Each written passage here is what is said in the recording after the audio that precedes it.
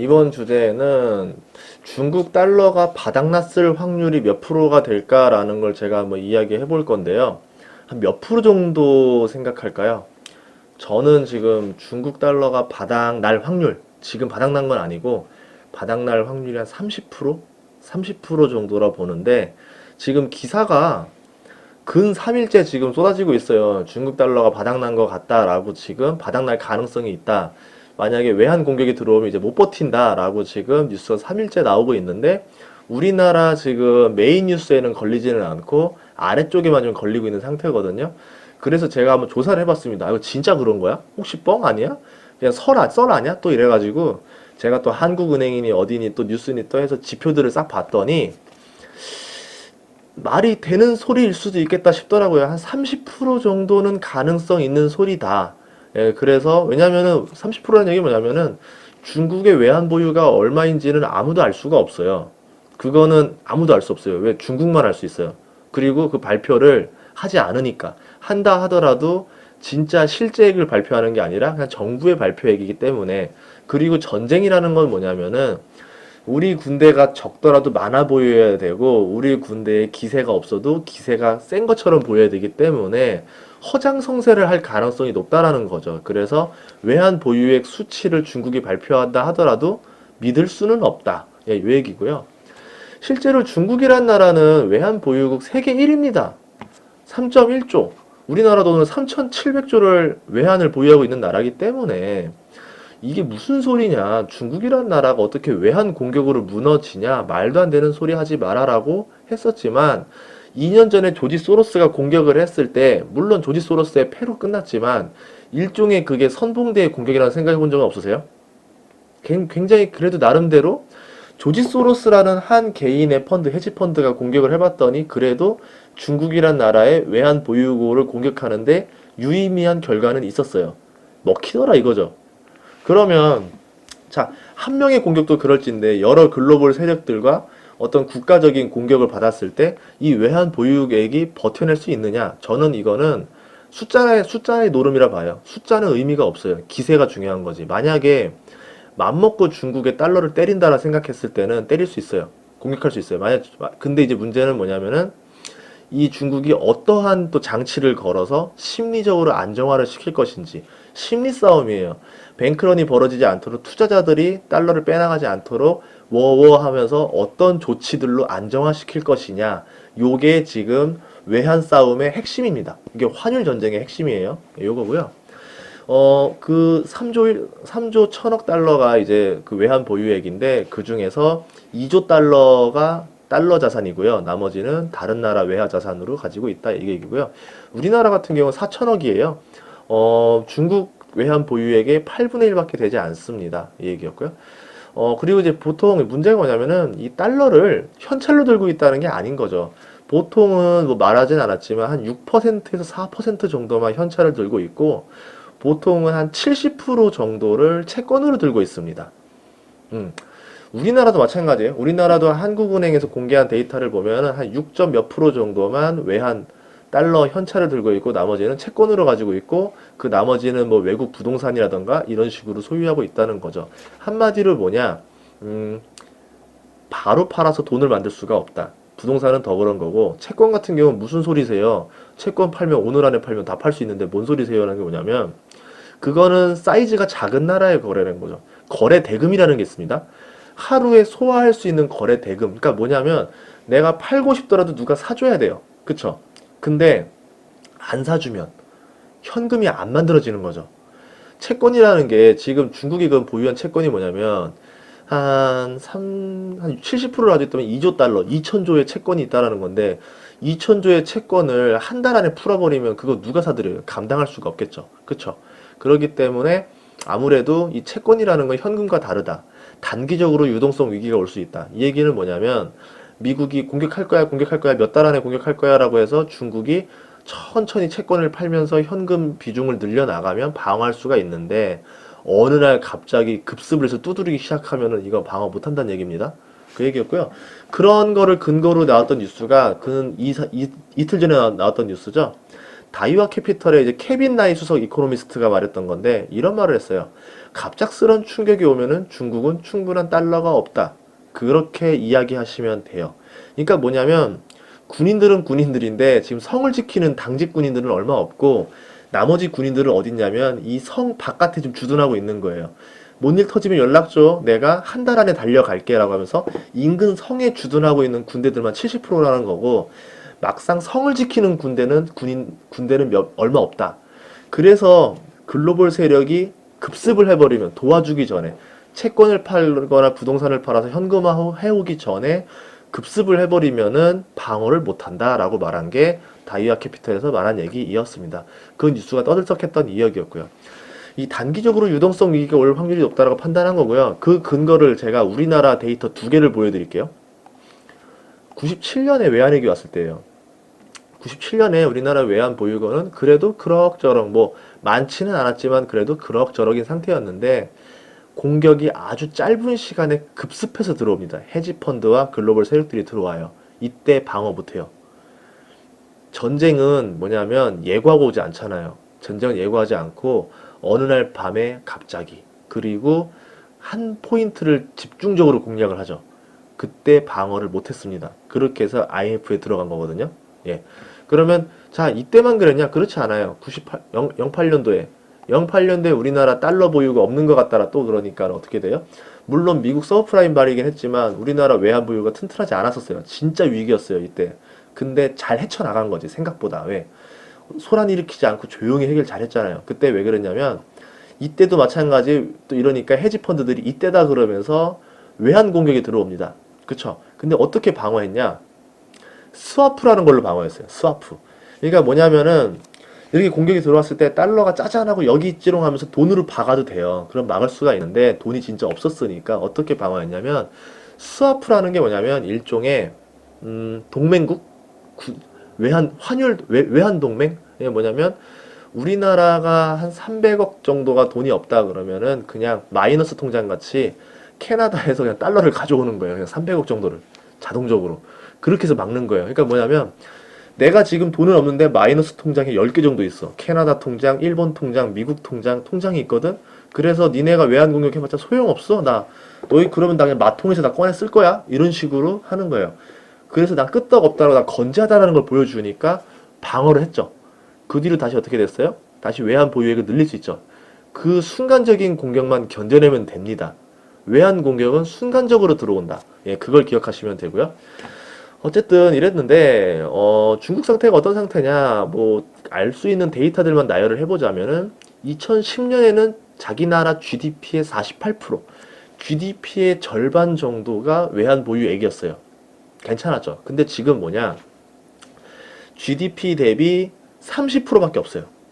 많이 줄었죠. 비중이 줄었죠. 뭐 GDP가 늘어설 수도 있는 건데 GDP가 늘면 당연히 수입액도 늘기 때문에 그 정도에 맞게 외환 보유액을 쌓아놨어야 되는데 지금 한마디로 뭐냐 중국이 경제 규모에 비해서 외환 보유액이 아주 많은 상태는 아니다. 약간 그 큰 성을 지키기에는 군대가 조금 부족한 상태다. 성이 커지면 경비하는 병력도 커져야 되는데 경비 병력이 좀 딸린 상태입니다. 예.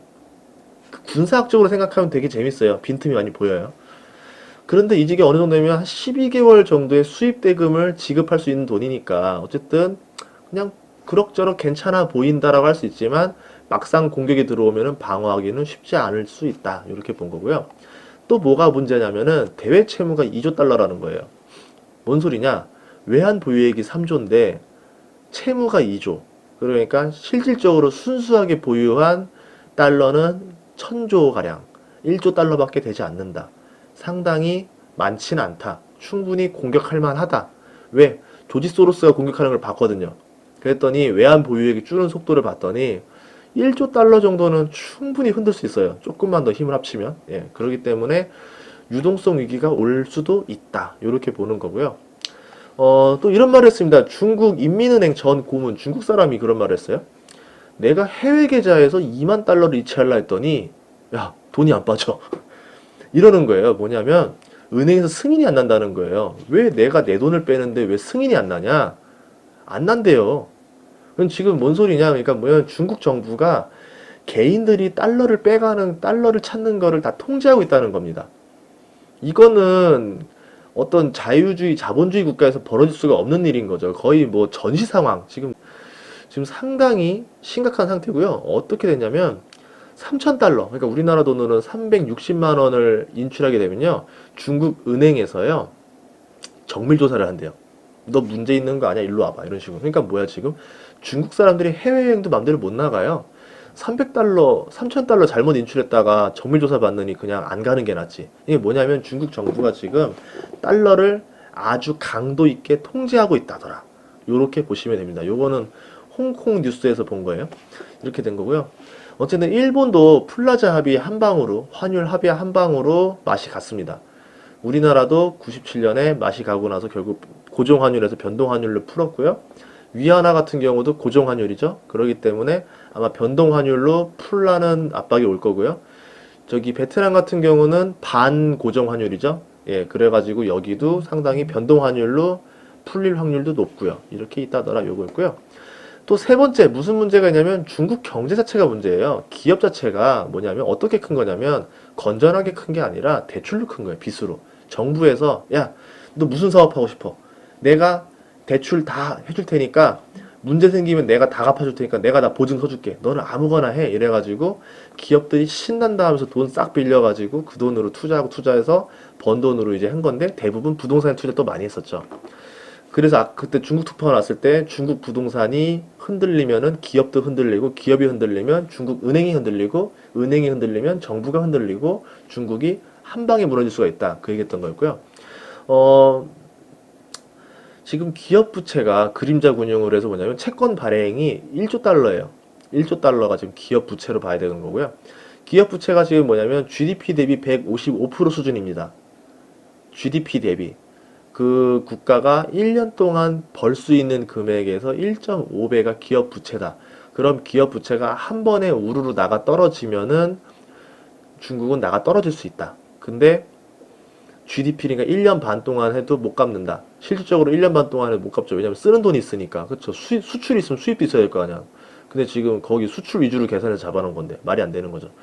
그래서 무너질 수가 있다. 그런 가능성이 높다. 다른 나라 제가 한번 데이터를 비교해 보자면은 미국이 74%, 일본이 100%예요. 그에 비해서 중국은 155% 수준이다. 문제가 있다. 말레이시아도 한번 알아봤더니 말레이시아는 기업 부채가 아니라 총 대외 부채를 알아봤더니 GDP 대비 70% 정도가 되더라. 굉장히 높거든요. 그 인근의 다른 나라들은 40%대인데 혼자서 70%예요. 그래서 중국의 영향을 세게 받고 있는 말레이시아조차도 아마 금융위기가 한번 올 수도 있다. 상당히 가능성이 높은 나라 중에 하나다라고 본 거고요. 또 이제 네 번째는 뭐냐면은 환율 조작을 못한다는 거예요. 장난질을 못하게 막아놨어요. 이게 뭔 소리냐? 환율 조작을 하게 되면 관세 폭탄이라는 걸 터뜨립니다. 미국이. 왜? 미국만 하는 건데 문제는 뭐냐면 전 세계가 미국에다 수출을 해야 먹고 살아요. 그러니까 뭐냐면 미국은 전 세계의 물건을 사주는 나라예요. 돈이라는 걸 돌게 하는데 미국이란 나라의 존재는 어마어마하게 큽니다. 미국이 사줘야 다른 나라들이 수출이 되는 거고 그 돈을 가지고 경제가 돌아가고 전 세계 경제를 움직일 수 있을 정도로 엄청난 소비자가 미국이기 때문에 미국으로 수출을 못한다는 얘기는 그 나라 경제가 박살난다. 이렇게 보면 되는데 환율을 조작하는 순간 관세 폭탄을 때려서 그 나라는 수출에 아주 불리하게 만들겠다. 예를 들어서 우리나라가 관세 폭탄을 두드려 맞으면은 중국이나 일본산이 경쟁력이 좋아지면서 이제 유리해지고 우리나라 제조업들은 완전 몰락하는 거겠죠. 그러니까 환율 조작은 엄두도 낼 수가 없게 만들어 놨습니다. 엄포를 놨죠. 그래서 지금 본 건데 5월 들어서 중국이 지금 달러 대비 위안화가 2.5%가 절하됐어요. 네, 6.92안까지 간 걸로 알고 있는데 상당히 많이 절하된 상태고 조금 있으면 7위안을 넘어갈 것 같은데 심리적 마지노선을 7위안으로 보고 있고요. 뱅크 오브 아메리카에서 이렇게 봤더라고요. 중국이 위안화를 절하할 수밖에 없다. 지금 상황상 달러를 조작하지 않는다고 하더라도 그래서 미국의 관세 공격에 대응할 수도 있다. 어차피 그쵸? 유도를 할 거예요. 환율 조작국을 피하면서 가치 절하하는 방법을 찾아낼 겁니다. 그렇게 해가지고 달러당 7.13 위안까지 갈 거고 근데 중국도 이거를 방어하기 위해서 7.01까지는 두지 않을까. 그런 식으로 세팅하지 않을까라 예측을 하고 있어요. 뱅크 오브 아메리카에서 이렇게 하고 있고요. 실제로 지금 중국도 나름대로 많은 꼼수를 쓰고 있습니다. 이 절상, 왜냐면 가치 절하하는 게 그렇게 좋은 건 아니에요. 왜냐면은 가치 절하를 하게 되면은, 투자자들이 빠져나가요. 그래서 매력이 없어지기 때문에 아무래도 그걸 지키기 위해서, 외환을 보유하기 위해서 아무래도 예, 방어를 하는데 홍콩을 활용하고 있습니다. 왜냐하면 지금 내가 있는 성이 외로워. 혼자 지금 미국에 맞설려니까 너무 고립돼 있어서 이 환율을 어떻게 조작할 수 있을까 봤더니 홍콩이라는 나라는 중국으로 볼 수 있지만 또 이 금융시장적으로 봤을 때 홍콩 완전 독립된 외부 시장이거든요. 그 홍콩을 통해서 지금 중국의 환율을 건드리는 거예요. 조절할 수 있는 거예요. 그래서 지금 뭐하냐? 중국인민은행인가가 그 환율 안정 채권이라는 걸 발행했어요. 200억 위안이니까 곱하기 7하면 1,400억 달러. 1조 5천억 정도. 그쵸? 예, 그 정도를 발행했는데 추가로 또 발행해가지고 홍콩에다가 이제 채권을 밀어서 홍콩에서 위안화를 좀 흡수하게 만들어서 실질적으로 중국의 위안화를 절상하는 방식으로 우회해서 지금 그 환율 방어를 하고 있습니다. 그렇게 있고요. 어쨌든 7달러 정도는 하지 않을까 이렇게 되고 있고 미국에서는 또 이런 것도 했었죠. 통화가치 절하하는 국가한테는 알아서 내가 관세를 니네가 가치 절하를 5% 하면은 관세는 5% 매길 거고 가치 절하를 10% 하면 관세는 10% 매겨서 어쨌든 미국 내에서 얻어가는 수익은 똑같이 세팅해 놓을 거야 라고 해서 엄포를 해놨어요. 규정을 추진하고 있습니다. 그렇기 때문에 아무래도 환율 자체를 조작해서 뭔가를 극복하기는 쉽지 않을 것 같아 보입니다. 중국 거수칭 그 은보감의 주석, 그러니까 한마디로 중국의 금융을 통제하고 있는 짱이라 해야 되겠죠. 이 사람도 지금 했던 말이 뭐냐면 자기네도 이게 무서웠던 거예요. 우리나라의 97년, 우리나라에 2008년 같이 금융 공격이 들어올 외환 공격, 투기 세력, 환투기 세력들이 들어올 것 같으니까 강력하게 경고를 하기도 했고 지금 우리가 절하되고 있는 거는 미국 때문에 그런 거야. 우리 자체가 건전해. 우리는 아주 강력해. 우리는 성장하고 있는 나라인데 끄떡없어. 하지만 지금 미국 때문에 잠깐 절하를 한 거니까 걱정하지 마. 곧 절상할 수 있어. 라고 이렇게 말을 엄포를 놨죠. 자, 이 앞으로 어떻게 벌어질지 되게 다이나믹한데요. 제가 봤을 때 지금 중국이 유리해 보일 만한 조건이 없습니다. 그때도 말했듯이 어떠한 미국이 제시한 조건을 받아들이지 않으면은 아마 이거를 극복하기 어려울 것 같고요. 이걸 어떻게 이제 극복하냐는 이제 앞으로 좀 봐야 되겠죠.